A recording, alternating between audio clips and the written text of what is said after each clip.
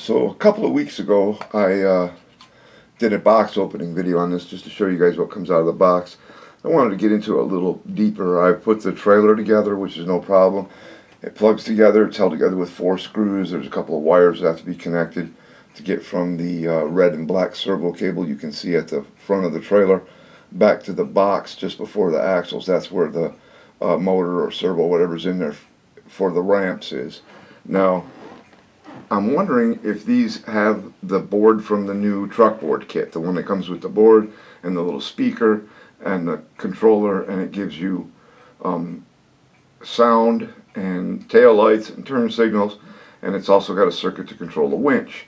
And you might remember a couple years ago I built a tank hauler kit for a friend of mine, and that's the board I used. I used the it's basically the same chassis for the truck. It's just got the M35 cab on it instead of the Euro, and that's how I ran that one. I powered the ramps off the winch circuit, and then it had the 3rd channel, which on the old style controller, this is one of those right here, it's got the button and that says shift gears. Now on the new style controller, it's pretty much exactly the same except for the label. The button now says channel 3, but if you watch the ramps, that's what controls it, is this switch on the side. Okay, so that's pretty much how I had my tank hauler set up, and it worked out pretty good. So I'm wondering if that's the same board.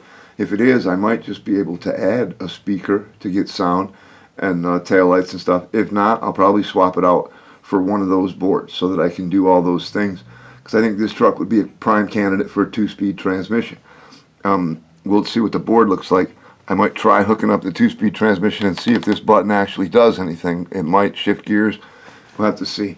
But if I had known then what I know now, I probably wouldn't have bought it. But that's simply because I already have so many projects that I'm never going to get to anyway.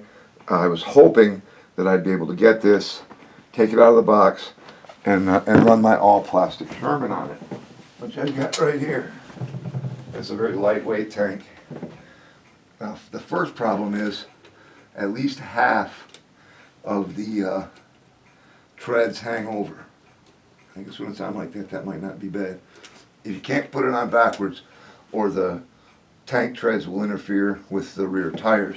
That's because, if you can see this, the suspension for the rear, it just pivots. That's all. There's no springs, no nothing in there. And as soon as you got rolling, this would probably fall off. Have to find some way to maybe put something a little higher on these rails along that would run along the inside of the tracks to keep it in place, but it'd still be a real pain to try and drive that thing on and off that trailer. Now, another option would be to use it for the missile launcher truck. If I ever get this painted and finished, this fits on there a lot better, and that might be pretty cool. Another option is, if you remember a couple years ago, Martin, who's known as Expat Tanker at RCU, he built the most kick-ass Cat D9 armored bulldozer. He put all the armor plating on it and the tubing like they have on the Striker vehicle, and man, it's just a great looking little piece of kit, and I think that would fit on here really well. And that's pretty much all plastic, so weight shouldn't be an issue.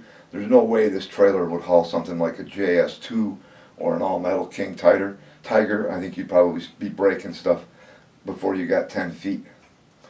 But anyway, if I do ever get to this, I think that's going to be the plan, is to check the board, and if it's like the new ones, use that, and if not, swap it out so that I can have ramps and gear change for the 2-speed transmission. And I'm thinking about putting this cab on there. Now, I'd have to lose the spare tire in its rack, but I think other than that, I think it would fit really well. So that's kind of the plan. And the other part of the plan is to modify one of these brooder trailers like I used for the first tank hauler project. I'd have to change the kingpin to match the truck, but then I could actually, then I'd be able to use either or. all I have to do is put a servo connector on the end of the wire here that would power the ramps, and I'd be able to plug it right into the back of the truck. Now, the truck itself, I do really like. Like I said, the cab is a little modern for me, but it does have servo control on the tires. There's not a motor in there, so it's got servo control. It's got proportional speed, and as you already saw, the switch on the side controls the ramps. So I could set everything up pretty much exactly the same way, just change the kingpin on the brooder trailer, and then I could switch back and forth. The brooder trailer is pretty wide for one of these trucks, but it demonstrated in the past that it does have the strength to carry an all-metal JS2, which is like, I think, about 20 pounds. It's a pretty heavy tank. Whereas this trailer would probably fold like a house of cards. But eventually, I'll get around to it, and if I do complete this truck, that's the plan. Either use this board if it's comparable, if it's got the extra circuit for the speaker and whatnot. If not, swap it out for the board that goes with this controller. That way I'll put in a speaker, put in taillights. It has turn signals that the way they work is as soon as you turn the steering, the turn signals start blinking. So they're on a separate circuit, and you have to have separate bulbs for them.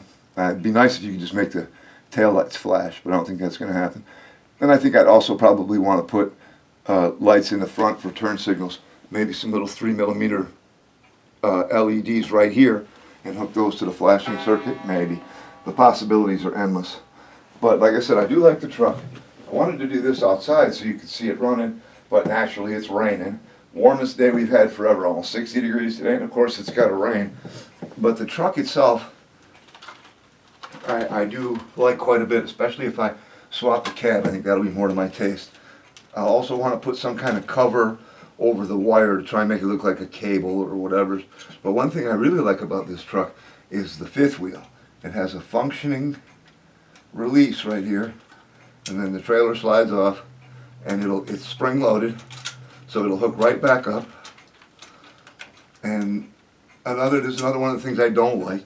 It's got trailer jacks, but they're not functional. So you set it down, it's too low to be able to reattach it. I suppose I could put a block or something underneath there for when I want to park it, and that way I could back up to it again. And of course you've got to disconnect the wire on the for the ramps anytime you want to use it. And like most WPL trucks, the battery's underneath the hood. And that's one thing I really don't like about this truck. Shouldn't be a hard fix though. But this battery has 4 wires coming out of it instead of 2 like a regular. Let me grab one. Here's a regular WPL battery, and it has a different kind of connector on it. Let me come up to the camera and give you guys a good view of those. Okay, and I hope you can see this well. This is a stock WPL connector and battery. It's got a balance plug on it, and it has a 2-prong connector. This is the new style battery. There's no balance connector, and it has 4 wires. That's probably why there's no balance connector. But without swapping the plug, I can only use, this is a spare that I have, and the battery that's in the truck. But I've made up all kinds of adapters to run all different kinds of batteries. So with these, if I've got the regular 2-prong plug in there, I can run a wide variety of batteries in there. I've got the red JST, the Tamiya, the XT60, and then I could run batteries like this. I've got this one hooked up to run on the red JST connector, and that would give me a lot more options. But like I keep saying, I've got so many projects on the board. But that's one thing I don't like about it is the battery connector. Not real crazy that the trailer jacks aren't functional, and the trailer itself is extremely flimsy. It looks cool. It would be strong enough to run a Sherman if I can figure some way to get the Sherman to stay on the trailer without falling off when you run it.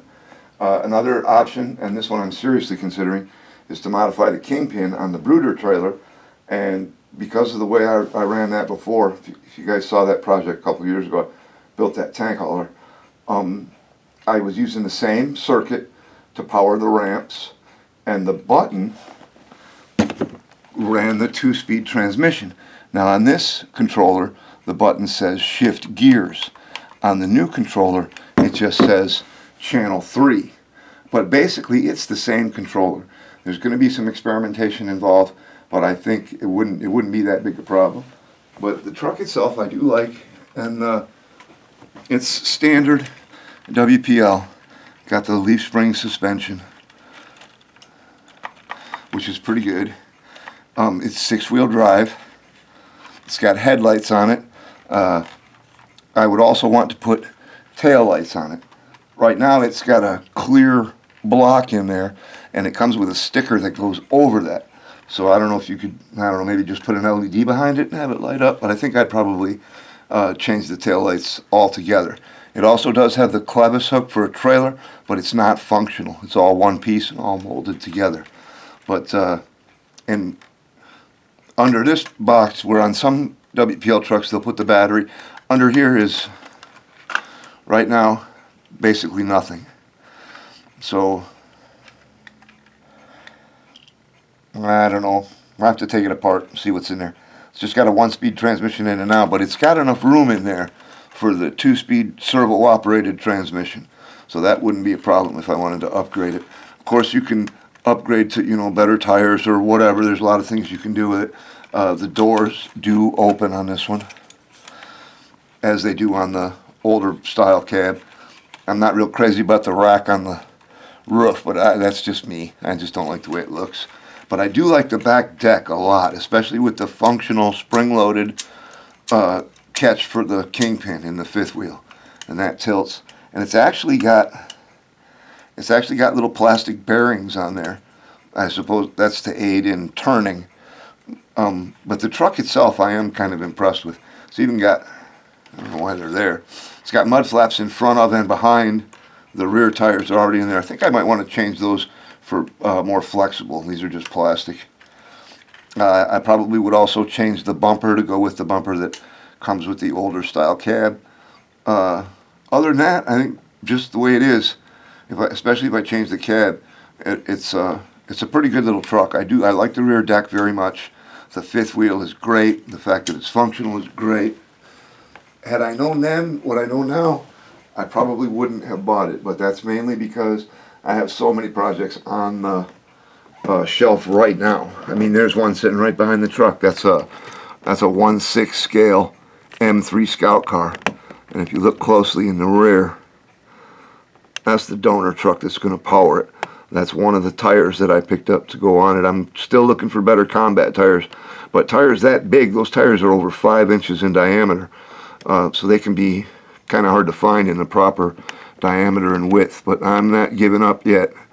So anyway, there's the new tractor vehicle. Now, one option would be to run a bulldozer on it. That's metal, it's way too heavy. But a couple years ago, Martin, expat tanker, he built the most kick-ass D9 armored bulldozer, and that, I'm sure, would fit right on this trailer. The weight would not be a problem. I think everything would be good to go. And I have had it out and run it, and it does run pretty good. The trailer pulls pretty well behind it. It's supposed to be warm tomorrow. If we don't get rain, maybe I'll take it outside and get a little shot of it out there. But like I said, the trailer's so narrow and so flimsy, I don't really see, with a World War II cab, if there was such a thing as a 1/16 scale Bren carrier, that would probably fit right on there.